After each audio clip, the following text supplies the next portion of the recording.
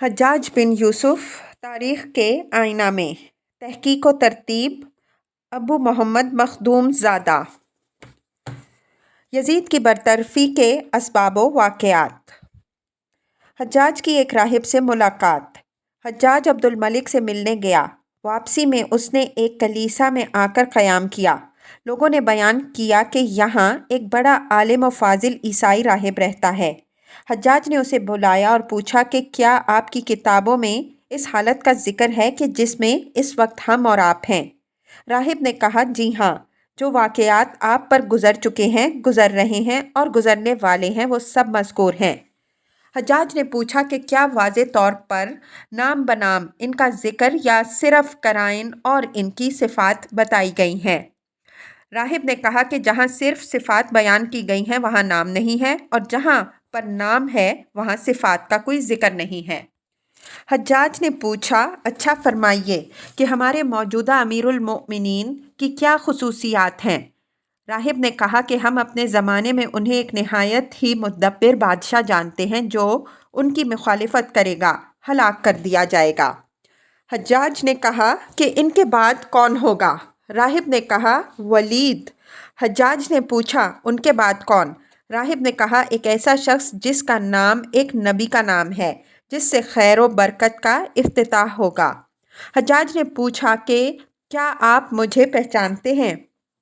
राहिब ने कहा कि हाँ, मुझे बता दिया गया है। हज्जाज ने पूछा कि क्या आप मेरे मनसब और वलायत को जानते हैं? राहिब ने कहा, हाँ, जानता हूँ। हज्जाज ने पूछा कि मेरे बाद कौन वाली होगा? राहिब ने कहा, यजीद नामी एक शख्स। हज्जाज ने पूछा, मेरी ज़िंदगी में या मेरे बाद?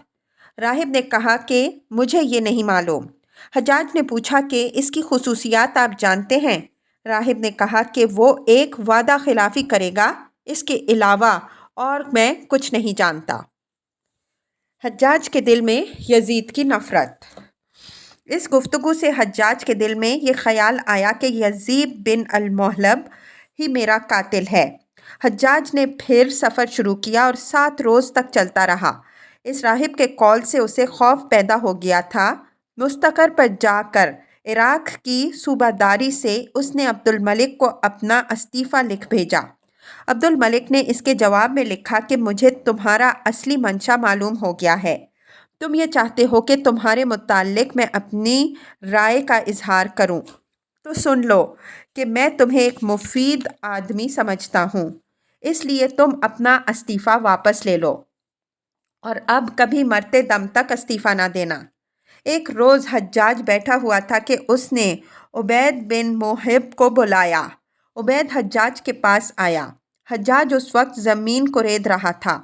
हज्जाज ने अपना सर उठाकर उबैद से कहा कि अहले किताब बयान करते हैं कि मेरे मातहत ओहदेदारों में से एक शख्स यजीद नामी इराक़ का गवर्नर होगा। मैंने यजीद बिन कबीसा, यजीद बिन हुसैन और यजीद बिन दीनार का ख्याल किया, मगर इन लोगों में से कोई भी इराक़ में नहीं है और ना उन्हें इसका कोई मौका है। गालिबन ये यजीद बिन अल-मुहल्लब ही है। उबैद ने अर्ज़ किया कि आप ही ने उन्हें इज़्ज़त दी, इन्हें इस अजीम मनसब पर सरफराज किया। इनकी तरफदारों की तादाद भी कसीर है, बहादुर भी हैं, अतात शुआर भी और दौलतमंद भी हैं, और इस तरक्की के लिए नहायत मौजू और अहल भी हैं। यजीद को माजूल करने के बाद हज्जाज की कोशिशें। हज्जाज ने यजीद के बरतरफ कर देने का इरादा ही कर लिया, मगर कोई हीला उसके हाथ न आया। खयार बिन सबरा बिन ज़ुएब बिन अरकबा बिन मोहम्मद बिन सुफियान, जो मोहलिब के सरदारों में से था, हज्जाज के पास आया और हज्जाज ने उससे यजीद की हालत और रविश दरियाफ्त की। खयार ने कहा कि वो एक नहायत वफ़ादार और खलीक व बामुरव्वत आदमी है। हज्जाज ने कहा कि तुम झूठ बोलते हो, मुझसे सच सच बयान करो। खयार ने कहा कि अल्लाह ताला ही बुज़ुर्गों बरतर है, इसमें शक नहीं कि जो कुछ अब तक उन्होंने किया है इसकी बुनियादें खोखली हैं। हज्जाज ने कहा, बेशक तुमने सच कहा। इसके बाद हज्जाज ने खयार को अमान का नाजिम बना दिया। حجاج نے عبد الملک کو یزید اور خاندان مہلب کی شکایت لکھی کہ یہ لوگ زبیری ہیں۔ عبد الملک نے اس کا جواب میں حجاج کو لکھا کہ یہ کوئی جرم کی بات نہیں کہ وہ لوگ خاندان زبیر کی طرفدار ہیں، بلکہ یہ جوش عقیدت جو ان کو زبیری خاندان سے ہے، یہ ان کی ہمارے خاندان سے وفاداری کا باعث ہے۔ مگر پھر حجاج نے اس راہب کے بیان پر عبد الملک کو لکھا کہ یہ لوگ ضرور بے وفائی کریں گے۔ عبد الملک نے جواب دیا کہ تم نے یزید اور خاندان مہلب کی بہت شکایت کی ہے، تم ہی کسی ایسے شخص کا نام پیش کرو جو خراساں کی گورنری کا اہل ہو۔ حجاج نے جاعتہ بن مار السعدی کا نام پیش کیا۔ عبد الملک نے اس کے جواب میں لکھا کہ جو خرابی تم آل مہلب میں پاتے ہو وہی مجاعہ میں بھی موجود ہے۔ کسی ایسے شخص کا انتظام کرو جو انتظامی قابلیت رکھنے والا، سیاست دان اور تمہارے احکام کی تعمیل کرنے والا ہو۔ اس پر حجاج نے قبیصہ بن مسلم کا نام پیش کیا۔ عبد الملک نے اسے منظور کر لیا اور حکم دیا کہ قبیصہ کو صوبے دار بنا دیا جائے۔ یزید کو بھی معلوم ہو گیا کہ حجاج نے مجھے برطرف کر دیا ہے۔ اس نے اپنے اعزا سے پوچھا کہ کون شخص میرا جانشین بنایا جائے گا؟ سب نے کہا کہ قبیلہ بنی ثقیف کا کوئی شخص ہوگا۔ یزید نے کہا نہیں، بلکہ تم ہی میں سے کوئی شخص عارضی طور پر مقرر کر دیا جائے گا، اور جب میں اس کے پاس سے چلا جاؤں گا تب اسے بھی موقوف کر کے بنی قیس کا کوئی شخص مقرر کیا جائے گا، اور میرا خیال ہے کہ قبیصہ ہوں گے۔ غرض یہ کہ جب عبد الملک نے یزید کی معزولی کی حجاج کو اطلاع دے دی، حجاج نے مناسب نہ سمجھا کہ صاف صاف حکم بھیجے کہ یزید کو لکھا کہ اپنے بھائی مفصل کو جائزہ دے کر میرے پاس آؤ۔ یزید نے حسین بن منظر سے مشورہ لیا۔ حسین نے کہا کہ تم نہ جاؤ اور کوئی بہانہ کر دو، کیونکہ امیر المؤمنین کی تمہارے بارے میں رائے اچھی ہے اور یہ سب کچھ کیا دھرا حجاج کا ہے۔ مجھے امید ہے کہ اگر تم نہ جاؤ گے اور روانگی میں جلد بازی نہ کرو گے تو امیر المؤمنین تمہارے ہی برقرار رکھے جانے کا حکم دیں گے۔ یزید کہنے لگا کہ یہ نہیں ہو سکتا کہ میں حکم کی خلاف ورزی کروں۔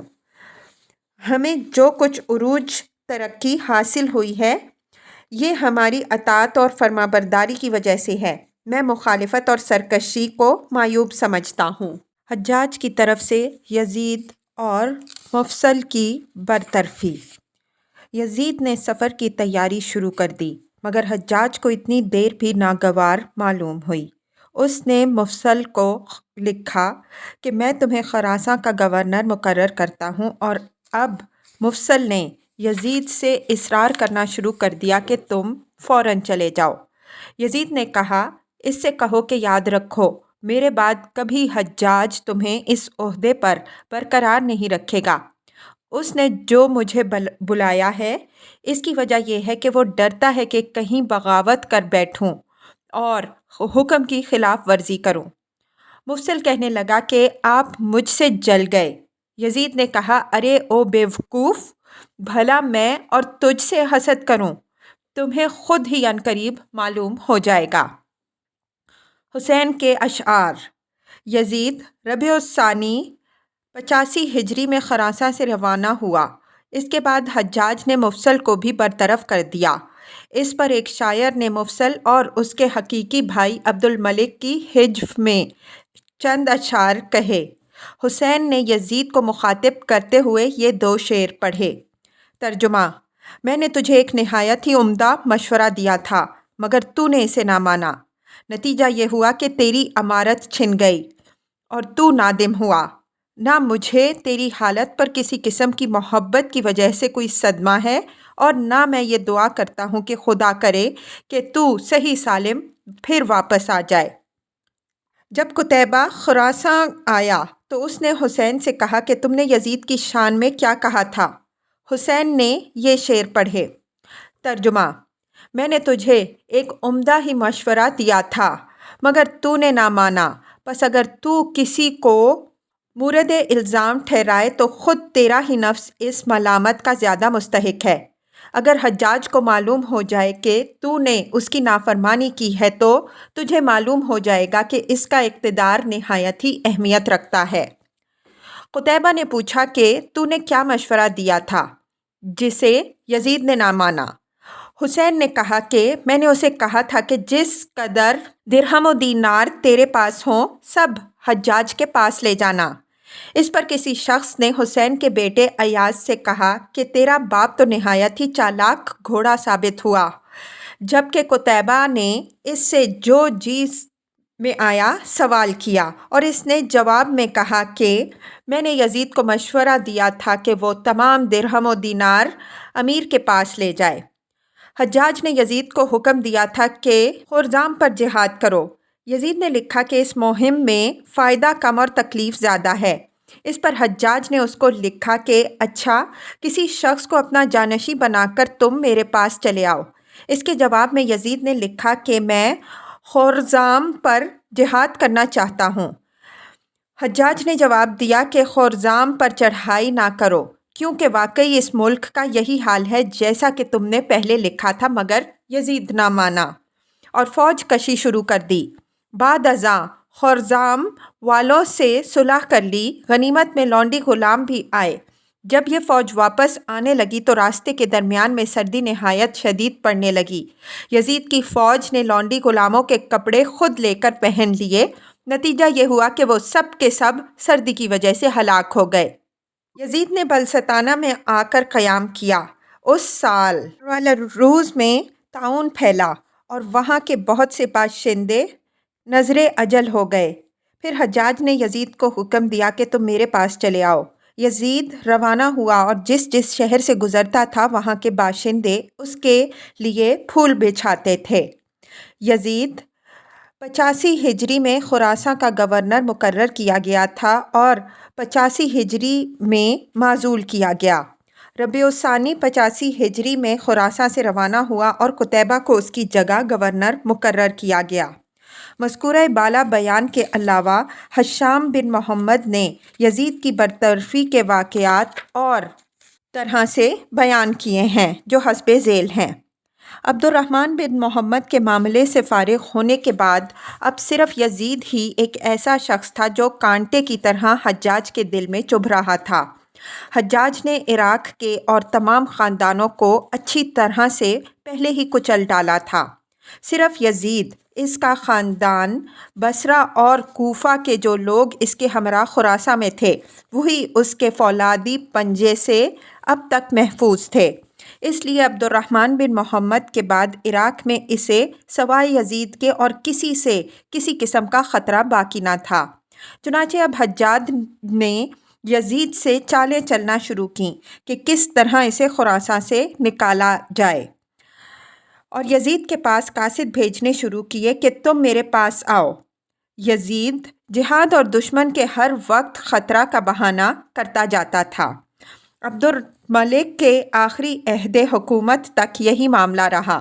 حجاج نے عبد الملک سے یزید اور اس کے خاندان کی اس بنا پر شکایت کی کہ یہ لوگ آل زبیر کے طرفدار ہیں، ان کی اطاعت پر بھروسہ نہیں کیا جا سکتا، بہتر یہ ہے کہ اسے معزول کر دیا جائے۔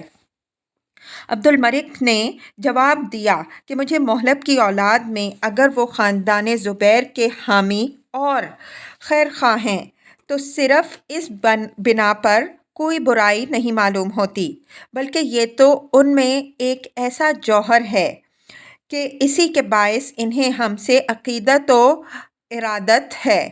اور اس کے بعد اس روایت میں وہی بیان ہے جو کہ روایت سابقہ میں پہلے ذکر کیا جا چکا ہے۔ حجاج نے یزید کو خراساں کی گورنری سے برطرف کر کے اس کے بھائی مفصل کو 85 ہجری میں اس کی جگہ خراساں کا گورنر مقرر کیا۔ مفصل 9 ماہ خراساں کا گورنر رہا۔ اسی زمانے میں اس نے بازغیس پر چڑھائی کی اور اسے فتح کیا۔ فتح میں بہت کچھ مال غنیمت ہاتھ آیا جسے اس نے لوگوں میں تقسیم کر دیا۔ ہر ایک کے حصے میں 800 درہم آئے۔ بازغیس فتح کرنے کے بعد مفصل نے اخرون اور شومان پر چڑھائی کر کے فتح حاصل کی۔ माल गनीमत पाया और उसे भी तकसीम कर दिया। मुफद्दल का कोई बैतुल माल नहीं था। जब इसके पास कुछ आता या गनीमत हासिल होती तो फ़ौरन तकसीम कर देता। उसी साल मूसा बिन अब्दुल्लाह बिन हाजिम तरमुज में कत्ल किया गया। जब मूसा के बाप अब्दुल्ला बिन हाजिम ने मक्का में फरतना में बनी तमीम के बहुत से आदमियों को कत्ल कर डाला, जिसका बयान पहले आ चुका है, तो जो लोग उसके साथ से बाकी रह गए थे, इनमें से अक्सर साथ छोड़कर चले गए। अब्दुल्ला बिन हाजिम नीशापुर की तरफ चला गया, मगर चूँकि मरू में इसका बहुत सारा मालो असबाब मौजूद था, इसे ये खौफ हुआ। अब्दुल्ला बिन हाजिम नीशापुर की तरफ चला गया, मगर चूँकि मरू में उसका बहुत सारा मालो असबाब मौजूद था, उसे ये खौफ हुआ कि मुबादा बनी तमीम इस पर कब्ज़ा कर लें।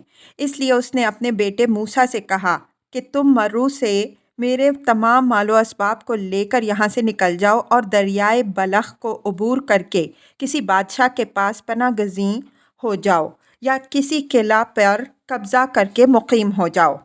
गर्ज ये कि मूसा 220 सवारों के साथ मरू से रवाना होकर आमिल पहुँचा।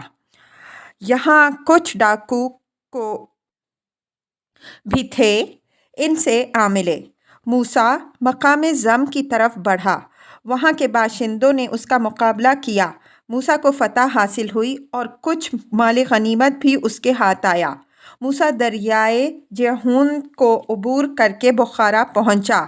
हाकिम बुखारा से पनाह मांगी।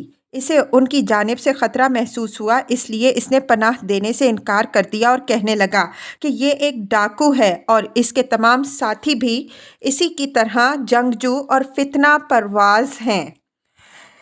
मैं इन्हें पनाह नहीं दूंगा, मगर कुछ रुपया, सवारी के जानवर और कपड़े तोहफ़तन इन्हें भेज ठहराओ। उस्मान की नज़र ज़रआ बिन अलक़मा अस्सलमी, हज्जाज बिन मरवान और सनान अल-अरबी पर पड़ी, जो एक तरफ अलहदा खड़े थे। उस्मान ने इनसे कहा कि तुम्हें अमान दी जाती है, मगर लोगों ने जब तक इससे माफ़ी ना लिखवा ली, यही ख्याल किया कि इसने अमान नहीं दी है। तुर्मस शहर का फ़ैसला। शहर तुर्मस अब तक नसर बिन सुलेमान बिन अब्दुल्ला बिन हाजिम ही के कब्ज़े में था और उसने कह दिया था कि उस्मान के हवाले नहीं करूँगा, अलबत्ता मुद्रक के हवाले कर दूँगा। चुनाचे शहर मुद्रक के हवाले किया गया। मुद्रक ने नसर को अमान दे दी और फिर उस्मान के हवाले कर दिया। मुफद्दल ने इस फ़तह की खुशखबरी हज्जाज को लिखी। हज्जाज ने पढ़कर कहा कि ये शख्स इब्ने लिया भी अजीब है कि मैं तो उसे इब्ने समरा से लड़ने के लिए हुक्म देता हूँ और वो लिखता है कि वो मेरी ही जाए पनाह है, और अब लिखता है कि मैंने मूसा को कत्ल कर डाला। मूसा 85 हिजरी में कत्ल किया गया। बुख्तरी ने बयान किया है कि मग़ज़ इब्न अल-मग़ज़ इब्न अल-अबी सफ़रा ने मूसा को कत्ल किया था। कत्ल होने के बाद एक सिपाही ने मूसा की पिंडली काटना शुरू की। जब कुतैबा बिन मुसल्लम खुरासान का गवर्नर मुकर्रर होकर आया, तो उसने इस शख्स से पूछा कि तूने क्यों उस अरब के बहादुर के साथ मौत के बाद ऐसी नाशाइस्ता हरकत की। उस सिपाही ने कहा कि उसने मेरे भाई को कत्ल किया था।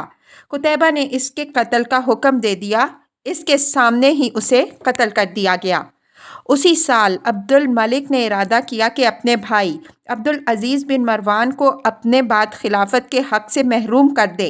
जब अब्दुल मलिक ने इस बात का इरादा किया तो कबीसा बिन ज़ुएब ने इसे मना किया और कहा कि आप खुद ऐसा ना करें, इस कार्रवाई से एक आम शोर मच जाएगा और शायद इसे मौत आ जाए, और इससे आप खुद ब खुद आप इस मामले की उधेड़बन से निजात पा लें। ये सुनकर अब्दुल मलिक ने अपना इरादा तर्क कर दिया, मगर उसका दिल इस काम के लिए बेचैन था। एक रोज़ रूह बिन ज़म्बा अल-जज़ामी, जो अब्दुल मलिक की नहायत ही मुअज़्ज़ज़ सरबराह आवरदा साथियों में से थे, अब्दुल मलिक के पास आए और कहने लगे कि अगर आप अब्दुल अज़ीज़ को महरूम कर देंगे तो एक आवाज़ भी उनकी हिमायत में ना निकलेगी। عبد الملک نے کہا کہ ہاں، میرا بھی یہی خیال ہے۔ روح نے کہا کہ بے شک ایسا ہی ہوگا۔ سب سے پہلے میں خود آپ کی اس تجویز پر لبیک کہوں گا۔ عبد الملک کہنے لگا کہ انشاءاللہ یہی مناسب ہوگا۔ یہی گفتگو کرتے ہوئے عبد الملک اور روح دونوں سو گئے۔ رات کا وقت تھا کہ اتنے میں قبیصہ بن ذؤیب عبد الملک کے پاس آیا۔ عبد الملک نے پہلے سے حاجبوں کو حکم دے رکھا تھا کہ دن اور رات کے چاہے کسی وقت قبیصہ آئیں اور میں تنہا ہوں یا صرف ایک شخص میرے پاس ہو، تم انہیں آنے دینا اور نہ روکنا۔ البتہ اگر عورتیں میرے پاس ہوں تو انہیں دیوان خانہ میں بٹھا دینا اور مجھے ان کے آنے کی اطلاع دینا۔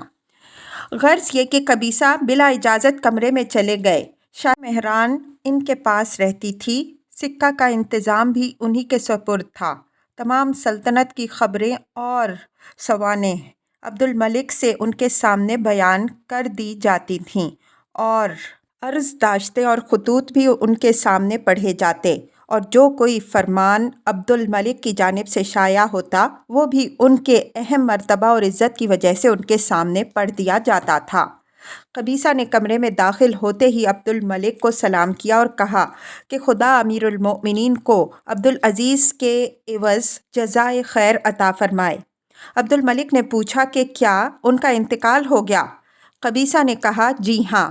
عبد الملک نے انا للہ و انا الیہ راجعون پڑھا اور روح کو مخاطب کر کے کہا، لو، اللہ نے خود بخود اس کام کو انجام پہنچایا جس کے متعلق ہم سوچ رہے تھے۔ اور پھر قبیصہ کی طرف دیکھ کر کہا، اے ابو اسحاق، یہ اس معاملے میں تمہارے مخالف تھے۔ قبیصہ نے پوچھا، جناب والا، کس بات کی طرف اشارہ فرما رہے ہیں؟ عبد الملک نے وہ گفتگو بیان کی جو اس کی روح سے عبد العزیز کے متعلق ہوئی تھی۔ قبیصہ نے کہا کہ تاخیر ہی بہترین عمل ہے اور جلدی کی خرابیاں تو روشن ہیں۔ اس پر عبد الملک نے کہا کہ بسا اوقات عجلت ہی میں بہت کچھ بھلائی ہوتی ہے۔ تم تو عمر بن سعید کا واقعہ دیکھ چکے ہو، کیا اس معاملے میں عجلت تاخیر سے زیادہ مفید ثابت نہیں ہوئی؟ عبد الملک نے اپنے بیٹے عبداللہ کو ان کا جانشین کر کے اسے مصر کا گورنر بنا دیا۔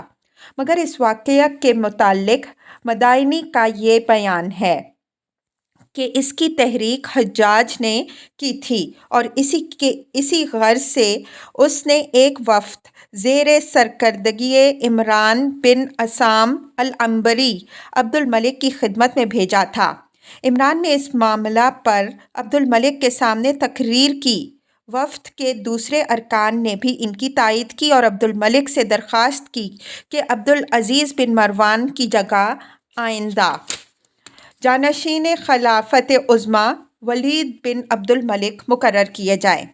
عمران بن عصام کی تمام تقریر اور قصیدہ خوانی سن کر عبد الملک نے کہا، عمران، تم جانتے ہو وہ عبد العزیز ہے۔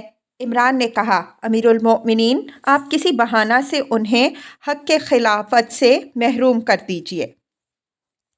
عبد الملک کی طرف سے ولی عہد کا تقرر۔ علی کہتے ہیں کہ ابن الاشعث کے واقعے سے پہلے ہی چونکہ حجاج نے اس معاملے کے فیصلے کے لیے عمران بن عصام کو خاص طور پر بھیجا تھا، عبد الملک کا یہ ارادہ ہو گیا کہ ولید کو اپنا جانشین نامزد کر دے، مگر جب عبد العزیز نے اس تجویز کو مسترد کر دیا تو عبد الملک بھی خاموش ہو گیا، یہاں تک عبد العزیز کی موت نے خود بخود معاملے کا فیصلہ کر دیا۔ جب عبد الملک نے عبد العزیز کے بجائے ولید کے لیے بیعت لینا چاہی تو عبد العزیز کو لکھا کہ اپنا حق خلافت اپنے بھتیجے کو دے دیجیے۔ عبد العزیز نے انکار کر دیا۔ اس پر دوبارہ عبد الملک نے لکھا کہ چونکہ میں ولید کی سب سے زیادہ عزت و توقیر کرتا ہوں، اس لیے کم از کم آپ تو اپنے بعد یہ حق اس کے لیے محفوظ کر دیجیے۔ عبد العزیز نے اس کے جواب میں لکھا کہ جیسا آپ اپنے بڑے بیٹے ولید کو سمجھتے ہیں ویسا ہی میں اپنے بیٹے ابو بکر کو سمجھتا ہوں۔ اس جواب کو پڑھ کر عبد الملک نے عبد العزیز کے لیے ان الفاظ میں بد دعا کی، اے خداوند، جس طرح عبد العزیز نے مجھ سے قطع تعلق کیا اسی طرح تو اس سے اپنا تعلق منقطع کر لے۔ اور پھر عبد العزیز کو لکھا کہ مصر کا خراج بھیج دو۔ عبد العزیز نے جواباً لکھا کہ اے امیر المؤمنین، اب میری اور آپ کی اتنی عمر ہو گئی ہے کہ آپ کے خاندان کے جس شخص کی اتنی عمر ہوئی اس کے بعد اس کی زندگی بہت تھوڑی ہی ہوئی۔ آپ اور میں دونوں اس بات سے ناواقف ہیں کہ ہم میں پہلے کون مرتا ہے۔ بہتر یہ ہے کہ اب تھوڑی سی بقیہ زندگی میں آپ مجھے تنگ نہ کریں۔ عبد الملک پر اس تحریر کا بڑا اثر ہوا۔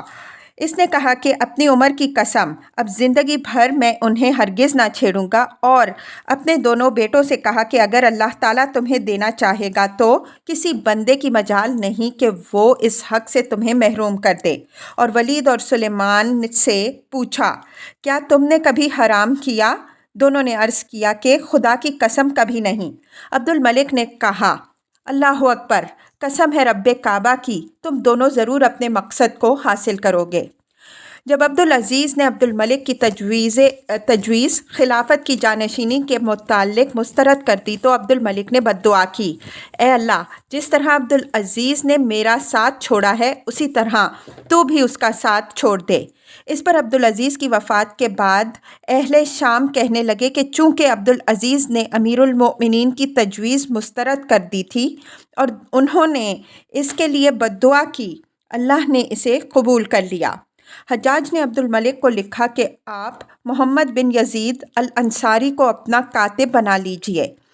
اگر آپ کسی ایسے شخص کو کاتب بنانا چاہتے ہیں جو بھروسے کے قابل، رازدار، فاضل، عاقل اور دیندار ہو تو محمد بن یزید الانصاری سے بہتر اور کوئی آدمی آپ کو نہیں مل سکتا۔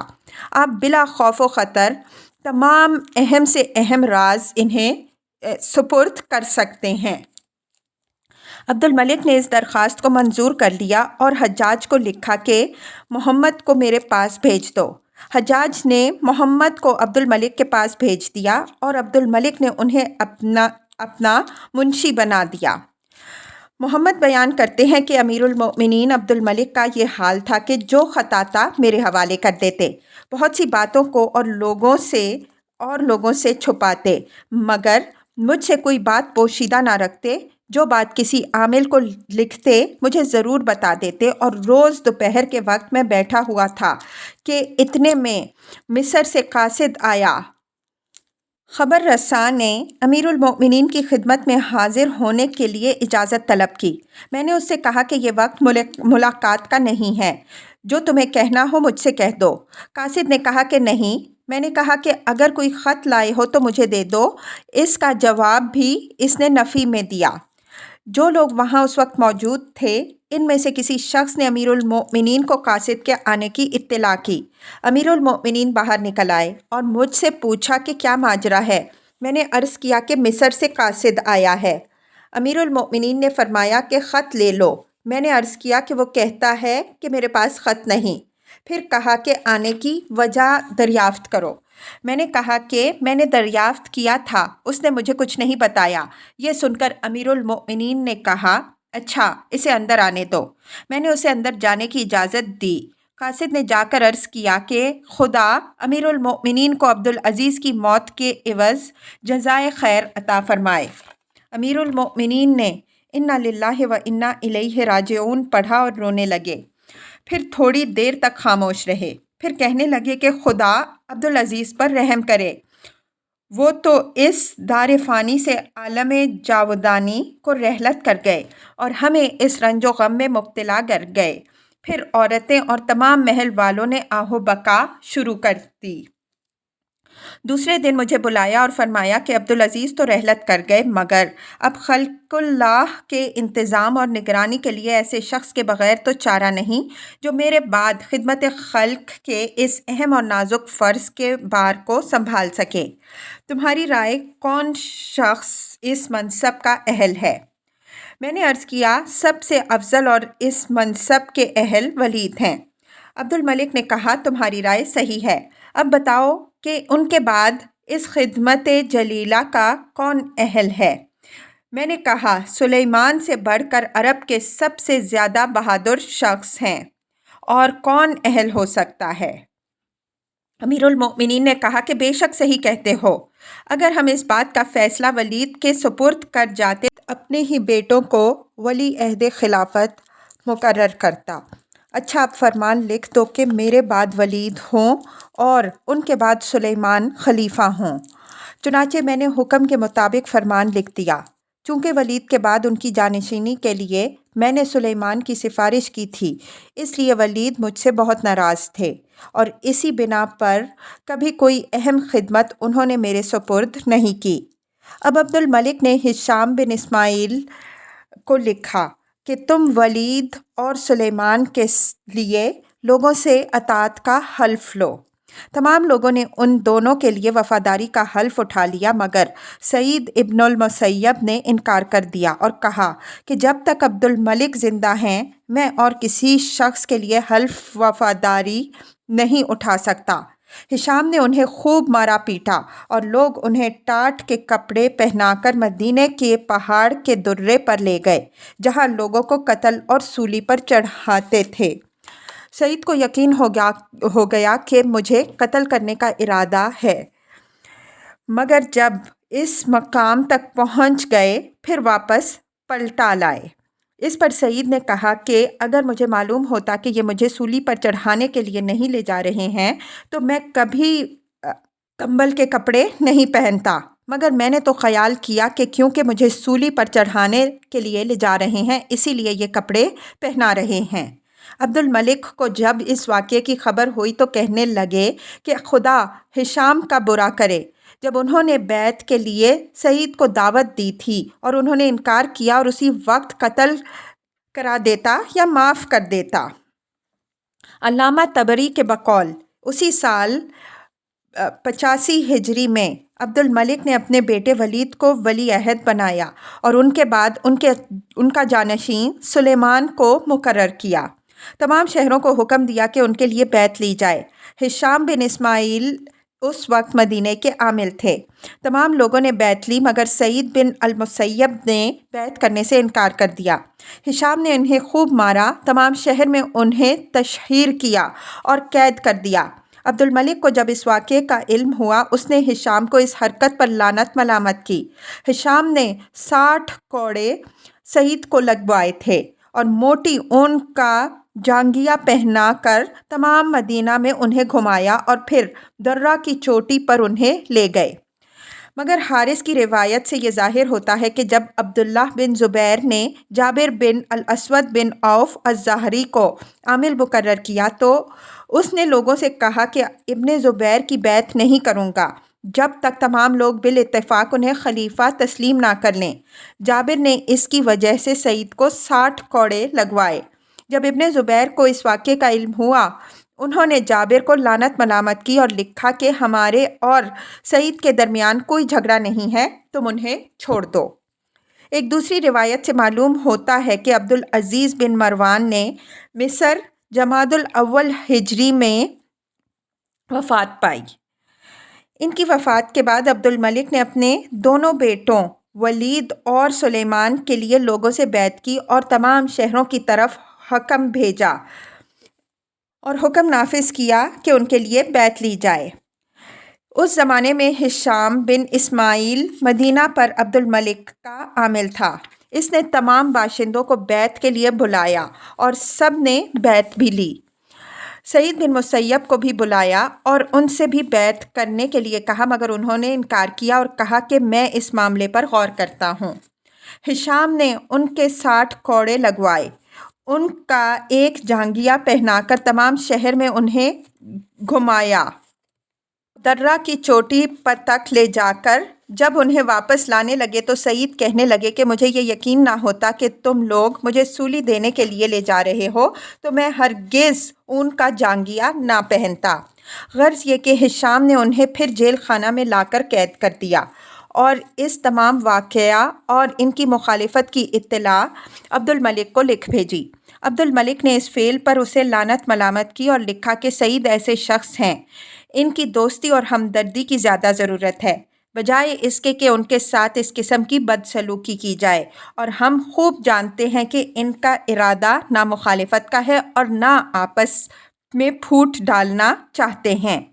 اس سال ہشام نے لوگوں کو حج کرایا اور حجاج ہی تمام مشرقی ممالک کا اور عراق کا گورنر جنرل تھا۔ سن 86 ہجری کے اہم واقعات: عبد الملک کا انتقال۔ اسی سال عبد الملک نے شوال کے وسط میں وفات پائی۔ یوم جمعرات وسط شوال 86 ہجری میں عبد الملک نے وفات پائی، اور اس طرح 13 سال 5 مہینے عبد الملک نے خلافت کی۔